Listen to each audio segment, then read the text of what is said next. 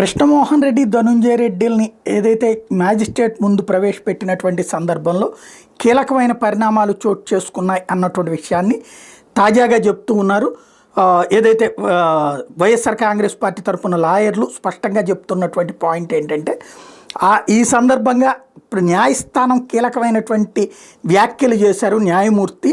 Especially వాళ్ళు మాట్లాడిన అంటే ఇంతకుముందు జరిగినటువంటి అంశాలను ప్రస్తావించారు అన్నటువంటి చెప్పుకొస్తున్నారు. వాళ్ళు చెప్పేటటువంటి పాయింట్ ఏంటంటే, ఎలక్ట్రానిక్ డాక్యుమెంట్ల మీద సిట్ న్యాయవాదుల్ని ఏసీబీ న్యాయమూర్తి ప్రశ్నించారు. మీరు సీజ్ చేసిన ఎలక్ట్రానిక్ పరికరాల్లో ఏముందని ప్రశ్నించారట న్యాయమూర్తి.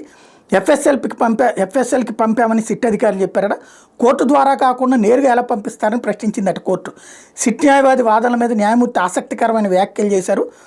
వాదనలు ముగించమన్నారు న్యాయమూర్తి. ఇంకో 5 నిమిషాలు కావాలని సిట్ న్యాయవాది అడిగితే, అంతా రొటీనే కదా, ఎప్పుడు ఇదే కదా చెప్తున్నారు, కొత్తగా ఏం చెప్పట్లేదు కదా, అందరికీ ఇదే డేటా అని చెప్తున్నారు కదా అని న్యాయమూర్తి వ్యాఖ్యానించారు.